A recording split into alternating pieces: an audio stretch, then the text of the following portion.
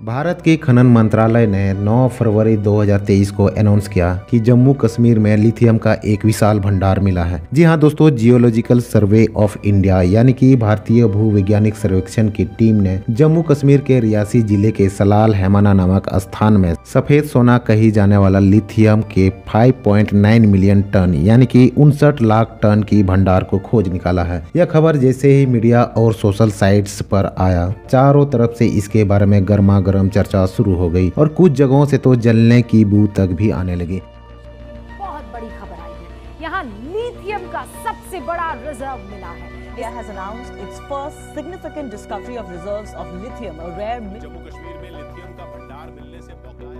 आज के आधुनिक दौर में जब से इलेक्ट्रॉनिक डिवाइस की संख्या में बढ़ोतरी हुई है, तब से लिथियम का डिमांड काफी हद तक बढ़ गया है। भारत हर साल लिथियम के आयात पर मोटी रकम खर्च करते आया है। साल 2020 से 21 के बीच भारत ने लिथियम आयन बैटरी के आयात पर करीब 9,000 करोड़ रुपए खर्च किए थे। वहीं साल 2021 से 22 में करीब 14,000 करोड़ रुपए खर्च किए थे। तो दोस्तों, एक सवाल यहाँ उठता है कि लिथियम आखिर है क्या, इसको इस्तेमाल में कैसे लाया जाता है। तो दोस्तों, जानकारी के लिए मैं आपको बता दूं कि लिथियम एक नरम और चांदी जैसी सफेद धातु है, जिसका इस्तेमाल बार बार रिचार्ज की जा सकने वाली बैटरियों को बनाने में किया जाता है। इन बैटरियों का इस्तेमाल स्मार्टफोन और लैपटॉप से लेकर इलेक्ट्रिक कारों में भी किया जाता है। यह डीजल और पेट्रोल से चलने वाले गाड़ियों से निकलने वाले प्रदूषण को कम करने की दिशा में यह एक बेहद महत्वपूर्ण कदम भी है। दोस्तों, अब तक भारी मात्रा में लिथियम का आयात चीन से ही किया जा रहा है। अगर इसकी कीमत की बात की जाए तो फिलहाल चीन में 1 टन लिथियम की कीमत करीब 51 लाख रुपये है, जबकि भारत में जो खजाना मिला है उसकी कीमत करीब 3,000 अरब रुपये आंकी गई है।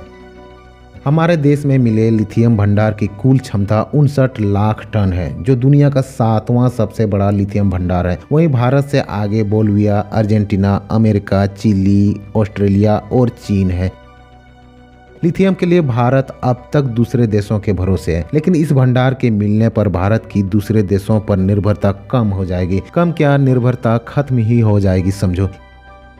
इससे पहले भी लिथियम की खोज कर्नाटक के मांड्या जिले में की गई थी, लेकिन वह काफी कम मात्रा में थी, लगभग 1600 टन जितना, जो जरूरत से काफी ज्यादा कम था।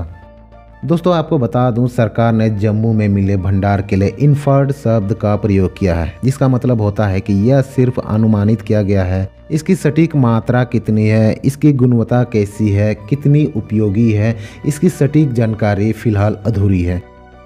UNFC 1997 यानी कि संयुक्त राष्ट्र संघ अंतर्राष्ट्रीय फ्रेमवर्क वर्गीकरण 1997, जो ठोस ईंधन और खनिज वस्तुओं के भंडार के वर्गीकरण और रिपोर्टिंग के लिए कार्य करती है। इसके अनुसार किसी भी खनिज भंडार की खोज के 4 चरण होते हैं। पहला परीक्षण यानी कि G4, दूसरा प्राथमिक अन्वेषण यानी कि G3, तीसरा सामान्य अन्वेषण यानी कि G2 और चौथा यानी आखिरी विस्तृत अन्वेषण यानी कि G1। भारत सरकार ने जम्मू में मिले भंडार को शुरुआती चरण यानी कि G3 की स्टडी की रिपोर्ट सौंपी है, यानी कि अभी भी G2 और G1 की एडवांस स्टडीज होना बाकी है, यानी कि एडवांस स्टडीज के बाद ही ई ऑक्शन के बारे में सरकार सोच सकती है।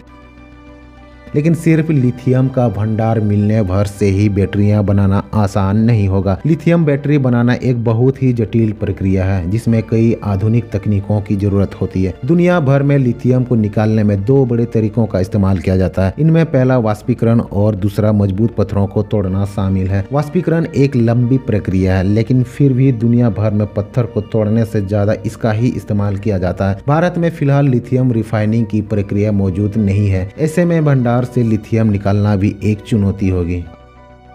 अब सवाल उठता है, सरकार इसकी खनन को लेकर क्या कदम उठाएगी। दोस्तों, नीलामी को लेकर सरकार योजना बना तो रही है, लेकिन इसमें भी कई मुश्किलें नजर आ रही है। खबर है कि कुछ आतंकवादी संगठनों की बुरी नजर इस पर पड़ गई है। जैश-ए-मोहम्मद समर्थित आतंकी संगठन एंटी फासिस्ट फ्रंट ने लिथियम रिजर्व को लेकर एक धमकी भरा लेटर जारी किया है, जिसमें कहा गया है कि किसी भी हालात में जम्मू और कश्मीर के संसाधनों की चोरी होने नहीं देंगे। ये संसाधन यहाँ के हैं और इनका इस्तेमाल जम्मू और कश्मीर के लोगों के लिए ही होने चाहिए। इस संगठन ने भारतीय कंपनियों को भी धमकी दी है कि जो भी कंपनी लिथियम निकालने का काम करेगी, उसे अंजाम भुगतने को भी तैयार रहना होगा।